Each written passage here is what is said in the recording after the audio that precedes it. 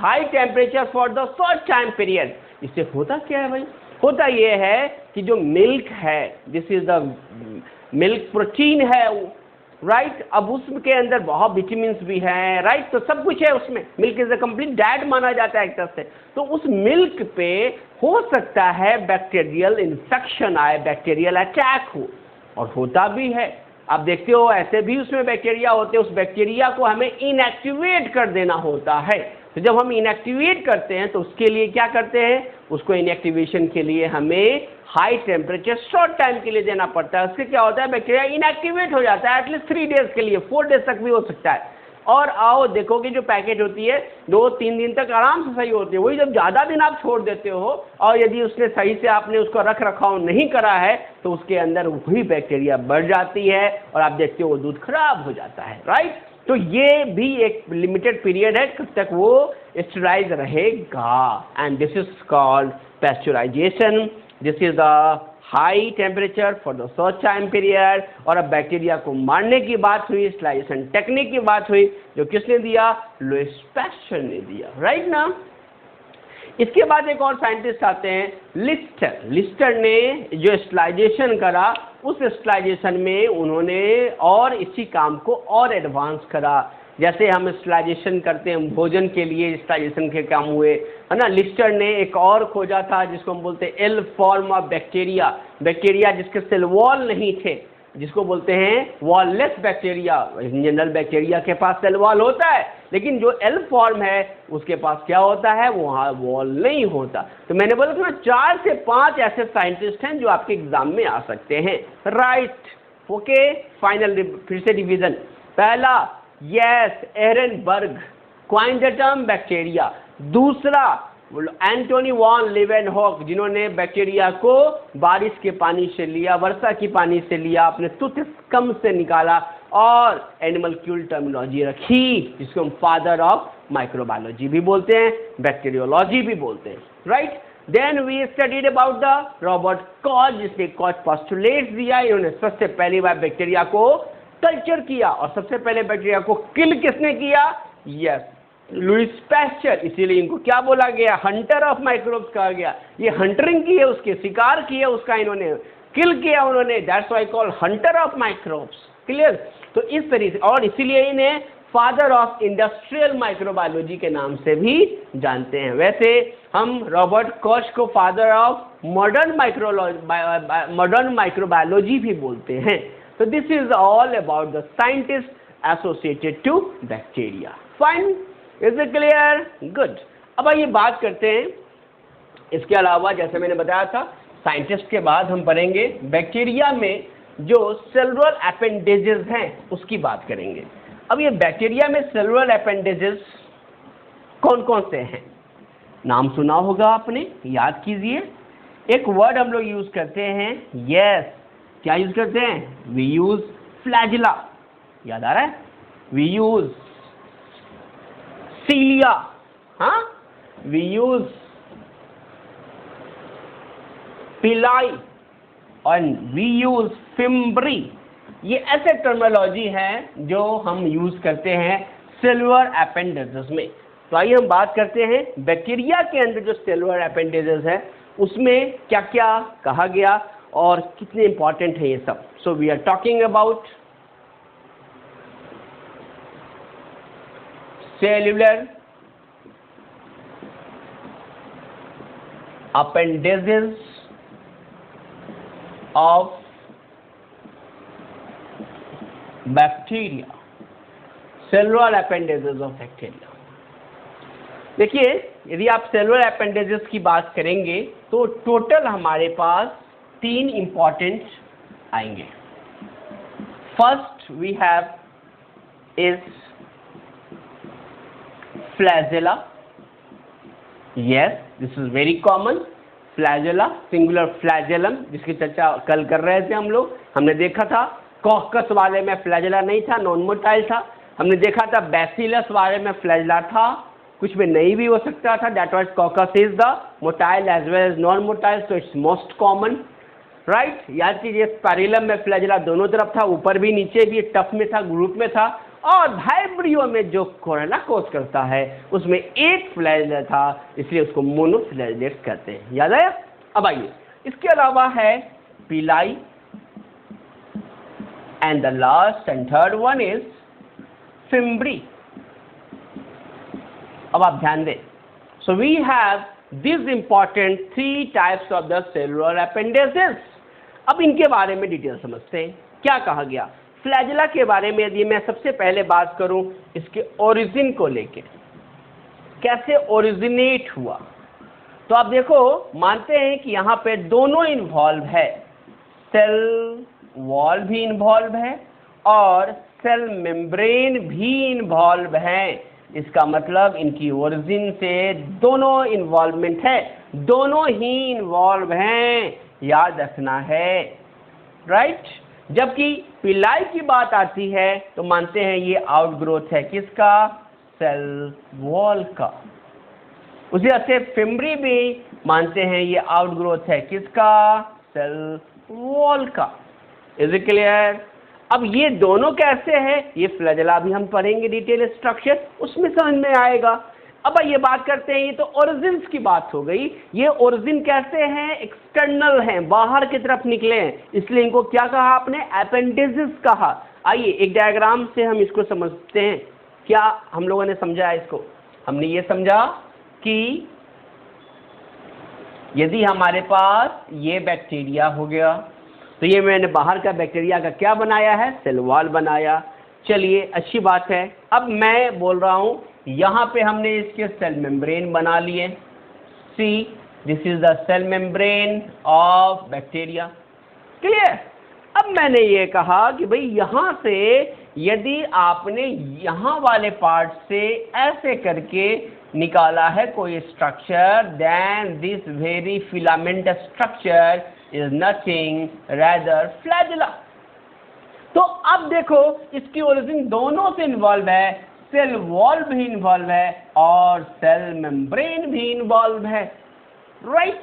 Now पिलाई की आप बात करें तो ये आप देखोगे, ये यहां से ट्यूबुलर स्ट्रक्चर्स होते हैं, ये ट्यूबुलर स्ट्रक्चर्स होते हैं। दिस इज द पिलाई, few structures will be there, but when you are talking about the fimbri, you will find a number of fibrous structure present on the surface of, yes, cell wall. So ये आप fibrous, number of fibrous structure you are finding. So this is flagella, this is your pili, fine, and this is fimbri. So we have these appendages coming out from the cell surface of bacterium. That's why these are cellular appendages of bacteria. ये तो समझ में बात है कि आता कहाँ से, निकलता कहाँ से। अब आइए थोड़ा सा इसके स्ट्रक्चर के बारे में ध्यान दें। Yes, first origin, second structure. तो यदि आप स्ट्रक्चर देखो तो ये जो फ्लैजेला है ये मानते हैं फिलामेंटस स्ट्रक्चर है, फिलामेंटस स्ट्रक्चर है, राइट। ओके, फिम्ब्री को देखें तो ये मानते हैं ये ट्यूबुलर आउटग्रोथ है, ट्यूबुलर आउटग्रोथ, राइट। और फिम्ब्री क्या है? This fimbriae is the fibrous outgrowth, fibre like structure, this is the fibrous outgrowth. Is it clear? अब तीनों को समझो। ये फिलामेंटस है, एक्सटर्नल सरफेस से निकला, जहां पे ओरिजिन में दोनों पार्ट इन्वॉल्व हैं, सेल वॉल, सेल मेम्ब्रेन दोनों। पिलाई, yes, this is very important, पढ़ेंगे हम लोग रिप्रोडक्शन इन बैक्टीरिया में। एक वर्ड आता है सेक्स पिलाई, राइट, और ये सेक्स पिलाई बैक्टीरियल कॉन्जुगेशन में हेल्प करता है। तो ये यहाँ पे ट्यूबुलर आउटग्रोथ है, ट्यूबुलर है, अंदर स्ट्रक्चर कैसा है इसका? हॉलो है, मतलब यदि कोई चीज यदि ट्रांसफर करना चाहे तो ये कर सकता है, खोखला है अंदर में। तो समथिंग में transfer from one bacterium to another bacterium, yes. तो ये ही जाके हो सकता है कि आपको बनाए जरूरत पड़ने पे क्या? Conjugation tube. नाम सुना होगा आपने, बैक्टीरिया में कंजुगेशन होती है through conjugation tube. That conjugation tube will formed by, yes, that will form by the special structure of a pili. This is called sex pili found in the bacteria, right? Now यदि बात करें हम fimbriae की, ये क्या करेगा? तो मानते हैं ये ऑर्गन ऑफ अटैचमेंट है, ऑर्गन ऑफ अटैचमेंट। ये क्या करेगा? किसी सबस्ट्रेटम के साथ मिल जाएगा और बॉडी को वहां से अटैच करके रखेगा। तो यहां पर हमने देखो तीसरा काम भी पढ़ लिया। So we studied about function. Flagella का क्या काम होगा? ये मोटाइल स्ट्रक्चर है, मोटाइल स्ट्रक्चर। तो ये आप देखो लोकोमोशन में हेल्प करेगा। ये मोटाइल स्ट्रक्चर है, मूवमेंट कराएगा। तो आपने क्या देखा कि फर्स्ट स्ट्रक्चर जो है अपना, जो फ्लैजेला, वो मोटाइल स्ट्रक्चर है। That's why help in the locomotion. जो पिलाई है, that is a tubular structure, hollow structure present on the cell wall, and that helps in the conjugation. And जो फिम्ब्री है, fibrous structure है, a number of fiber-like structure are present on the cell surface, that is the cell wall, and that helps in the attachment. Attached to any substratum, ये किसी न किसी क्या करेगा? Substratum से अटैच होगा और उसको बैक्टीरिया को स्टैटिक करेगा यदि जरूरत पड़ी तो। So these are the important three structure under cellular appendages of bacteria. Is it clear? तो अब आइए इसमें एक नई चीज है जो डिटेल एग्जाम में क्वेश्चन आएगा, वो फ्लैजेला से आएगा। क्योंकि फ्लैजेला का स्ट्रक्चर हमें समझाओ डिटेल। ये कैसे आपने बोल दिया सेल वॉल से भी इन्वॉल्व है, सेल मेम्ब्रेन से भी इन्वॉल्व है। What is the structure of this flagella? तो हम फ्लैजेला की बात करते हैं। सो ये फ्लैजेला की बात कहाँ हो रही है? यस, इस फ्लैजेला की बात हो रही है प्रोकैरियोट्स में, because we are talking about the bacteria. Bacteria is the prokaryotic cell. Yes, तो वैसी स्थिति में हमें ये देखना होगा किस तरीके से जो बैक्टीरिया है, प्रोकैरियोटिक सेल है उसके अंदर फ्लैजेला अलग होगी जो फ्लैजेला यूकैरियोटिक सेल में पाई जाती है। जैसे कि मैंने बताया था, क्लेमाइडोमोनास भी हमारे पास है, राइट। ग्रीन एल्गी है, प्रोटिस्टा में भी आप डाल सकते हो कि एक सेल का है, और यूनिसेलुलर यूकैरियोट्स हैं, इसलिए विटेकर के हिसाब से हमने उनको डाला हुआ है प्रोटिस्टा में, राइट ना। तो इस तरीके से हमारे पास यूग्लिना भी है प्रोटिस्टा में, तो वहाँ भी आप देखो फ्लैजेला है, और ये सभी फ्लैजेला ऐसे हैं जो यूकैरियोटिक हैं। तो उससे जो हमारा स्ट्रक्चर है बैक्टीरिया का वो अलग है। बैक्टीरिया प्रोकैरियोटिक सेल है, राइट। तो आइए बात करें, we are talking about flagella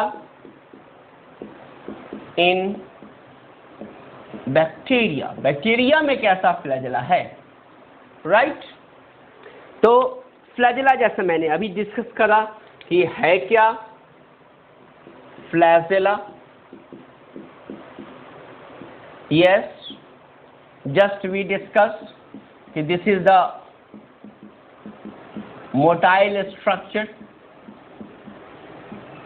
right. तो ये क्या करेगा? Help in movement, fine. तीसरा, ये कैसा स्ट्रक्चर है? तो फिलामेंटस एक्सटेंशन है of cell envelope, right. Third, इसकी मूवमेंट कैसे होती है? तो मानते हैं जो इसकी मूवमेंट है वो 360 एंगल पे बेसल रोटेशन से होती है। Basal rotation. तीसरा, ये जिस प्रोटीन से बना होता है वो कौन होता है, ये अलग है, मेड ऑफ वन स्ट्रैंड, एक ही स्ट्रैंड्स के बने होते हैं, और मेड ऑफ फ्लैजेलिन प्रोटीन, ये फ्लैजेलिन प्रोटीन के बने होते हैं। और ये जो फ्लैजेलिन होता है, that flagellin protein is, yes, this is the contractile protein, contraction होगा। अब आइए समझते हैं क्या हमने यहाँ पे डिस्प्ले किया आपके सामने। पहला स्ट्रक्चर हमने ये पढ़ा है भाई, किस तरीके से ये जो फ्लैजेला है ये मोटाइल स्ट्रक्चर है, मूवमेंट में हेल्प करेगा। दूसरा का मूवमेंट में हेल्प करेगा। तीसरा स्ट्रक्चर आ गया है फिलामेंटस एक्सटेंशन है, सेल वॉल और सेल मेम्ब्रेन दोनों का, हम उनको एक साथ सेल मेला बोल सकते हैं, राइट। नाउ मूवमेंट कैसा किया, 360। अब आप समझो क्या है 360 का मतलब ये है, अब ये समझो हमने इनको ऐसे रखा है और ये ऐसे है, ये एक बार बेस है, ये बेस है ना, ये ट्यूबुलर स्ट्रक्चर आप मान लो इसको, ये फिलामेंटस स्ट्रक्चर है, ये फिलामेंट जैसा दिख रहा है। अब ये क्या है, बेस में ये क्या करेगा, एक बार 180 से घूमेगा ऐसे, फिर एक बार 180 से घूमेगा ऐसे, तो 180 फिर 180 से क्या होगा, बेस का जो पार्ट है पूरा रोटेट होगा। रोटेशन से क्या करेगा, इसकी मूवमेंट बनती जाएगी, ऐसे ऐसे रोटेट करता जाएगा और ऐसे ऐसे मूवमेंट बनती जाएगी। So this is the basal rotation movement. Now कितने स्ट्रैंड्स का बना हुआ है, 1 स्ट्रैंड्स का। क्या जरूरत है बताने की कि भाई 1 स्ट्रैंड्स का बना हुआ है, यहाँ बोलने का क्या मतलब है, क्योंकि जब आप यूकैरियोट्स के पढ़ेंगे तो वहां पे 9+2 अरेंजमेंट, मतलब आप देखोगे 11 स्ट्रैंड्स का बना होता है, कहाँ, in eukaryotic cell. That's why it's very important point. खूब क्वेश्चन आता है कि भाई जो बैक्टीरिया के अंदर फ्लैजेला है वो कितने स्ट्रैंड्स का बना हुआ है। यस, याद रखना आपको, ये एक ही स्ट्रैंड्स का बना हुआ है स्ट्रक्चर है, जबकि यूकैरियोट्स की बात आएगी। मैंने बताया यहाँ यूकैरियोट्स में आप बोल सकते हो, 2 का नाम तो आप बिल्कुल बोल सकते हैं। एक मैंने बताया आपको यूग्लिना के बारे में, और दूसरा क्लेमाइडोमोनास के बारे में। ये दोनों ऐसे हैं जिसमें 11 स्ट्रैंड्स है, 9+2 अरेंजमेंट्स में सजी हुई होती है। पढ़ेंगे डिटेल जब साइटोलॉजी आएगी बारी, तो 9+2 अरेंजमेंट्स होता क्या है। तो टोटल कितने हो गए, 11 स्ट्रैंड्स, यहाँ कितने, 1 स्ट्रैंड्स। यहाँ पे जो फ्लैजेला बना होता है वो स्पेशल प्रोटीन का बना होता है, दिस इज कॉल्ड ट्यूबुलिन। लेकिन यहाँ ट्यूबुलिन नहीं है, नो, यहाँ फ्लैजेलिन है। तो ये बेसिक डिफरेंस है प्रोटीन कॉन्स्टिट्यूएंट्स की भी, वहाँ ट्यूबुलिन, यहाँ फ्लैजेलिन। वहाँ 11 स्ट्रैंड्स अरेंज इन 9+2 अरेंजमेंट, यहाँ एक ही स्ट्रैंड्स का बना हुआ है, 3 अलग अलग उसके पार्ट्स होते हैं। मूवमेंट, राइट, वहाँ पे जो मूवमेंट होगी वो क्या होती है, वहाँ पे अंडुलेटिंग मूवमेंट होती है, स्टॉक चलता है 1 2 3 4 4 3 2 1। यहाँ पे बेसल रोटेशन है, राइट, बेसल रोटेशन से मूव करेगा। तो this is about your flagella. अब आइए समझते हैं फ्लैजेला की स्ट्रक्चर कैसी दिखती है। So structure of flagella,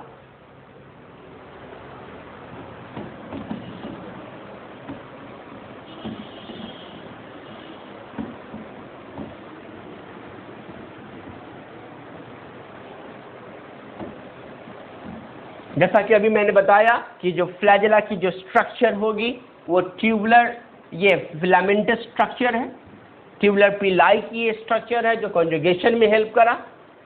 now flagella की बात कर रहे हैं हम, यहाँ कैसा है। So come discuss about